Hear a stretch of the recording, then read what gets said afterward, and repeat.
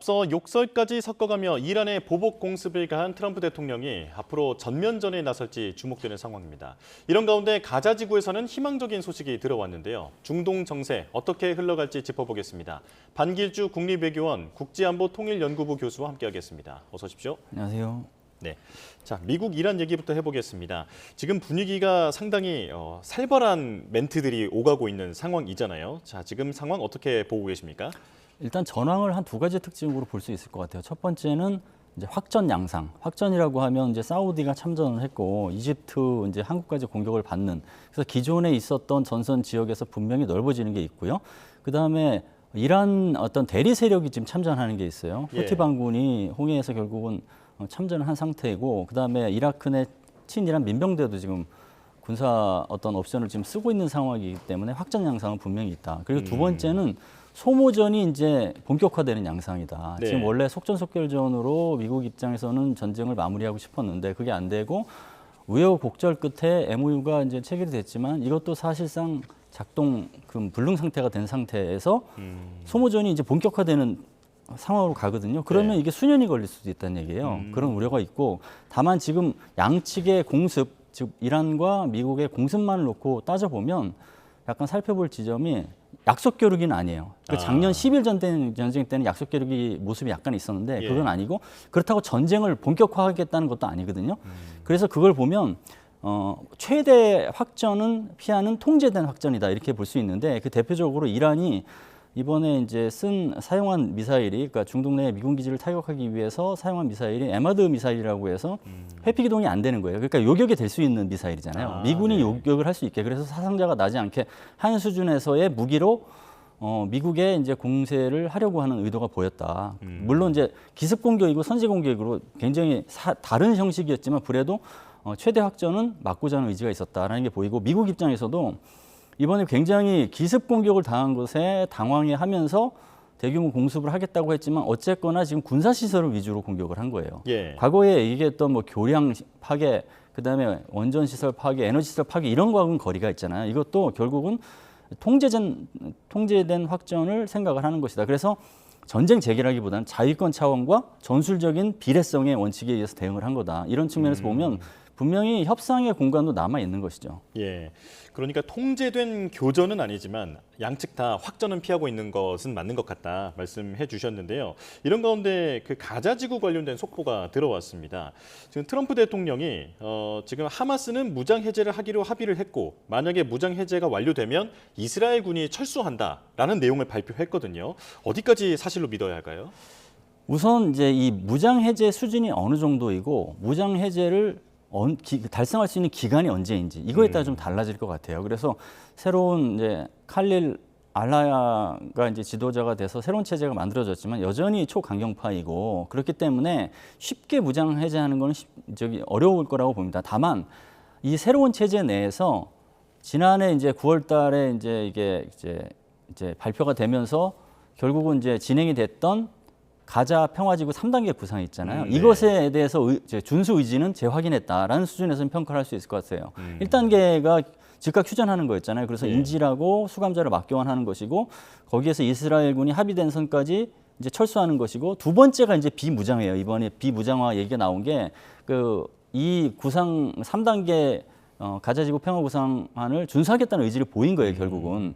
근데 그게 지금 새로운 지도부에서 어느 정도까지 이제 생각하는지가 명확하게 하마스 입장에서 안 나왔기 때문에 보긴 해야겠지만 이렇게 준수 의지가 보였다. 근데 다만 2단계가 이제 그 미국의 입장에서는 시작된 게 개시된 게 올 1월이라고 했거든요. 좀 늦어진 부분이 있어요. 그래도 어쨌거나 그 추락에 따라서 가고 있는 건 사실이다. 근데 그렇다고 해서 가자 지구가 이제 평화와 안정으로 돌아가느냐, 그게 아니고 3단계가 또 남아 있잖아요. 3단계는 안정화 단계라고 해서 팔레스타인 관리가 중심이 돼서 과도 정치를 통치하고 그다음에 이런 걸 통해서 이제 정상화되는 수순을 밟아야 되는데, 2단계가 이제 이게 제대로 진행될지 우려 속에서 아슬아슬한 힘든 고비는 넘었다. 그렇지만 여전히 장애는 남아 있다. 이렇게 평가할 수 있겠습니다. 예. 그래도 진척이 있다는 게 의미가 있다고 볼 수 있을 것 같은데, 이 가자 지구 쪽의 소식이 이란 전쟁에도 영향을 줄까요? 우선 앞서 이제 전황을 말씀드릴 때 확전 양상을 말씀드렸잖아요. 확전에 포함될 수 있는 지역이 사실 가자 지구이긴 하죠. 왜냐하면 이스라엘이 확전을 하는 곳에서의 그 지역 중에 하나가 있으니까 레바논도 있고 여러 곳이 있잖아요. 그러니까 지금의 확전의 그 어떤 동력을 약간 약화시키는 측면에서는 긍정적인 영향이 될 수도 있겠죠. 그리고 이스라엘을 이제 통제하는 게 결국은 이란 전쟁의 확장을 막는 데 중요한 단체였는데 이스라엘이 가자 지구 전쟁에서 2단계 협상이 잘 진행되면 무리수를 쓸 필요가 없잖아요. 예. 그럼 어쨌거나 이스라엘을 통제할 수 있는 변수 측면에서 약간 긍정적인 메시지가 될 수 있는 게 있고 직접적인 영향은 제한되겠지만 어쨌거나 이 중동 전체의 어떤 공세성을 약화시키는 단초는 분명히 될 것이다 이렇게 봅니다. 예. 이게 확실히 그래도 긍정적인 영향은 줄 것으로 보이는 상황인데요. 지금 이란을 보면 그동안은 먼저 공격을 받으면 반격하는 식이었는데 최근에는 선제 공격을 나서기도 하고 그리고 또 트럼프 대통령은 욕설까지 섞어가면서 이제 전면전에 대해서 경고를 하기도 하고요. 분위기가 정말 안 좋은 상황인데 지금 트럼프 대통령의 입장에서 보면 11월 중간 선거가 얼마 남지 않았기 때문에 지금 어떻게든 일단락을 해야 할 것 같거든요. 하지만 이란이 쉽게 놔주지 않는 것 같습니다. 지금 트럼프 대통령 입장에서는 이란 상황 어떻게 보고 있을까요? 원하는 대로 이제 이 가는 상황이 아닌 게 좀 당황하죠. 그러니까 이란이 기습 공격을 먼저 하리라고 생각은 못했을 거예요. 예. 그러니까 그거는 이제 이란 입장에서 본다면 새로운 방식으로 미국의 이제 공세를 통제해 보려는 의도가 있었을 것 같아요. 왜냐하면 지금까지는 미국이 먼저 공격을 하고 대응하는 시기였기 때문에 아무래도 수세적이었고 그러면 군사적인 주도권을 장악하는데 어려웠을 것인데 과연 먼저 기습 공격을 할 경우에는 미국이 어떻게 반응할지를 떠보는 그 셈법이 분명히 있었을 것 같고요. 예. 두 번째는 미국의 지금 그 방공망을 가동시킬 뭐 지대공 무기, 함대공 무기 이러한 그 요격 미사일이 재고량이 지금 바닥 나고 있잖아요. 예. 재고량이 뭐 40% 얘기도 나오고 막 그러는데 이런 환경을 역이용한 거죠. 이란이 어떻게 이제 나오는지 보겠다. 예. 그리고 마지막은 이란의 국내 정치적인 측면에서 본다면 강경파가 아무래도 합의성파보다는 주도권을 장악할 수밖에 없는 MOU가 지금 작동 정지된 상태에서는 그럴 수밖에 없는 환경이잖아요. 그런 상황에서 강경파가 그래도 이 환경을 이용해서 좀 더 주도권을 장악하겠다라고 하면서 이런 것까지 나갔다는 측면에서 본다 보면 트럼프 대통령도 이런 셈법을 똑같이 읽어내서 어떻게 대응할지 고민이 있을 것 같습니다. 예. 지금 이란이 그 미국을 떠본 것 같다라고 말씀해 주셨는데 그렇다면 그 떠본 결과는 어땠을까요? 이란이 생각하기에 미국이 확실히 좀 전력이 약화됐다거나 정치적으로 많이 지금 수세에 몰려 있구나라고 느꼈을까요? 미국이 어떤 식으로 대응하는 거에 따라서 이란의 셈법이 어떻게 통할지 안 통할지를 판단했을 것 같은데 이번에 대규모 공습을 했잖아요. 수십 곳 타격을 하고 거기에는 지휘 시설, 그다음 해안 전력 시설, 드론 미사일 기지 있잖아요. 이란 입장에서 본다고 하면 기존의 대응과 크게 다르지 않네 이렇게 생각할 것 같아요. 왜냐하면 범주를 이제 제한했기 때문에 다만 이게 2주로 계속 될지 안 될지에 따라 다를 것인데 그게 이란 입장에서 저항 군사력을 와해시킨다든가 아니면 기존의 그 이란에 장악하려고 하는 뭐 호르무즈 해협 포함해서 여러 가지 그 군사적 주도권을 가져가려고 하는 것을 완전히 변경시키는 수준이 아니라면 이런 것도 가능한 옵션이 앞으로도 될 수 있겠다 이렇게 판단할 수 있을 것 같거든요. 그러니까 지금의 수십 곳 타격한 것만으로는 가늠하기는 힘들고 나머지 이제 그 이후의 조치가 어떻게 될지에 따라서 과연 그 선제 공격의 이란 입장에서 보면 성공 여부가 판단될 것 같습니다. 예.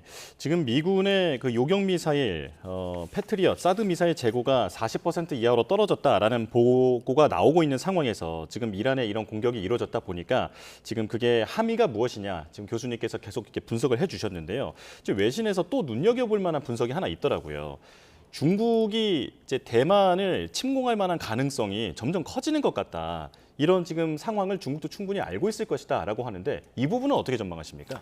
이게 이제 침공 가능성이 높다는 시각에서 볼 수도 있고 낮다는 시각에서 볼 수 있거든요. 그러니까 이란 전쟁을 통해서 이제 미국의 이제 군사력인 어떤 그 대응력 이런 게 무기 측면에서는 줄어들고 있기 때문에 그러면 패권을 가져가려고 하는 도전자 입장에서는 그 힘이 약화될 때가 전쟁을 개시할 수 있는 최적의 기회로 판단이 되거든요. 그러니까 그런 인식을 할 가능성도 있어요. 그렇지만 과연 명분 없는 전쟁을 했을 때 이란이 그 어떤 그 결집을 하고 저항을 하면서 미국을 결국은 전쟁이 쉽게 이기지 못하도록 끌고 나갔던 모습 있잖아요. 그런 모습은 국제사회가 과연 중국이 대만을 무력으로 점령하라고 했을 때 미국처럼 도전의 직면할 가능성은 없느냐. 이것도 있잖아요, 사실. 예. 그러면 이걸 다 놓고 판단하기 때문에 군사적 판단뿐만 아니라 정치적 판단, 그다음에 국제사회라고 하는 국제정치적 판단도 맞물릴 거거든요. 그래서 이런 것들을 아마 나름대로 셈법을 가동시키는 시기다. 그래서 이란 전쟁의 최종 상태가 예. 중국의 대만 침동 가능성을 높이는지 낮추는지를 판단하는 가늠자가 될 것이다 이렇게 봅니다. 그렇군요. 자, 그런 가운데 우리를 포함한 아시아 국가들이 가장 눈여겨보고 있는 것은 또 호르무즈 그리고 홍해 아니겠습니까? 지금 후티 반군이 홍해 쪽을 틀어주면서 계속 이제 압박을 하고 있는데 사우디가 홍해 방위연합을 만들어서 대응하겠다라고 했습니다. 효과가 있을까요?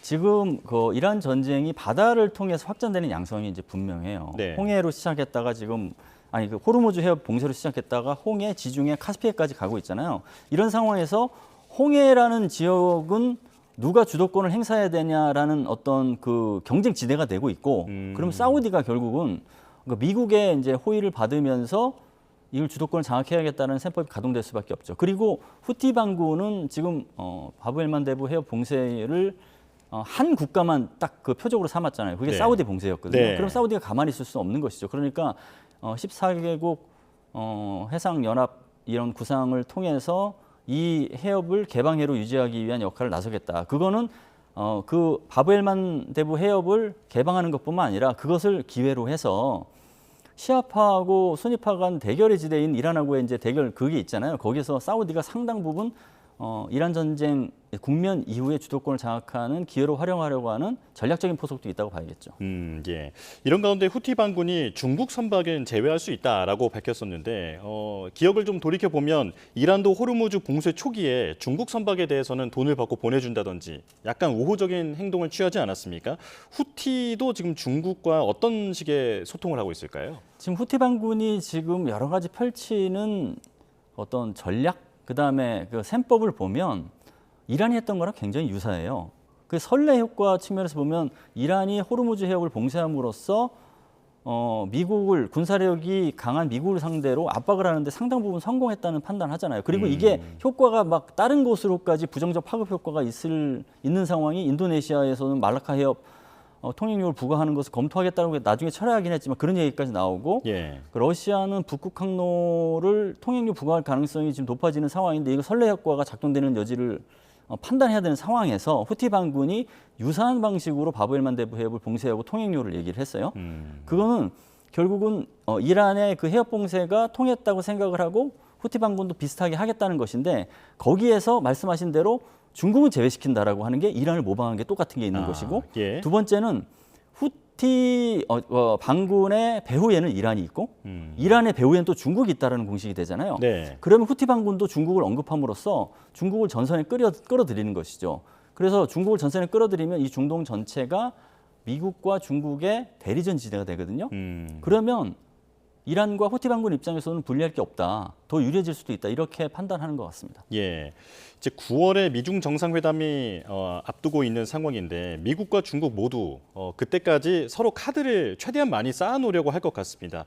그렇다면 지금 이 중동 상황을 어떻게 관리할 것인가 이게 양측에게 모두 중요할 텐데요. 어떻게 예상하고 계십니까? 이게 이제 미국은 이 상황에서 중간선거 전에 어쨌거나 그 승리를 했다라고 국민들한테 얘기할 수 있는 답안을 가져가야 될 거 아니에요. 그럼 중국 나름대로 또 딜레마가 있어요. 중국의 딜레마는 뭐냐면 여기에 관여할 것이냐 안 관여할 것이냐. 관여를 하게 될 경우에는 미국하고 지금 조성되고 있는 미중 관계의 재규정. 그거는 이제 디슨피스라고 해서 미국과 중국 간에도 군사적 경쟁이 아니라 협상 가능한 파트너라고 해서 재규정되는 식으로 해서 뭐 나름대로의 완전하지는 않지만 어느 정도 적당한 수준의 평화가 가능하다고 해서 디슨피스 개념을 제시를 했거든요. 그럼 그게 깨질 수가 있어요. 관여를 하게 되면 예. 대리전 지대가 부상되기 때문에 그러면은 강대국 정치가 굉장히 그 공세성이 높아지는 것이고 관여를 안 하게 되면 중국이 그간 이란을 통해서 영향력을 행사했던 중동에 대해서 그 지분을 놓치게 돼요. 그러니까 그 딜레마가 있기 때문에 어떻게 해야 되냐라는 식의 수싸움이 있을 것이고 중국 입장에서는 그래서 NCND 인정도 아니면은 부인도 안 하는 전략을 통해서 간접적으로 이란을 지원해 주거나 회색지대 전략으로 해서 점진적으로 그다음에 가시적이지 않은 방법으로 비호해 주는 방식으로 관여할 가능성은 높고 이것을 미국은 매의 눈으로 지켜보겠죠. 그래서 이번에 제공하려고 한 것으로 이제 의혹을 받고 있는 방공 미사일 네. 이게 이제 실체화가 된다고 하면 지금 재조정하려고 했던 미중 관계, 즉 전술적인 수준에서나마 조성하려고 했던 대탕트도 깨질 가능성이 있기 때문에 앞으로 중국의 간접적이든 직접적이든 관여 여부가 미중 전략 대결의 중요한 단초가 될 것 같습니다. 네, 알겠습니다. 여기까지 설명 듣겠습니다. 반길주 국립외교원 국제안보통일연구부 교수와 함께했습니다. 고맙습니다. 감사합니다.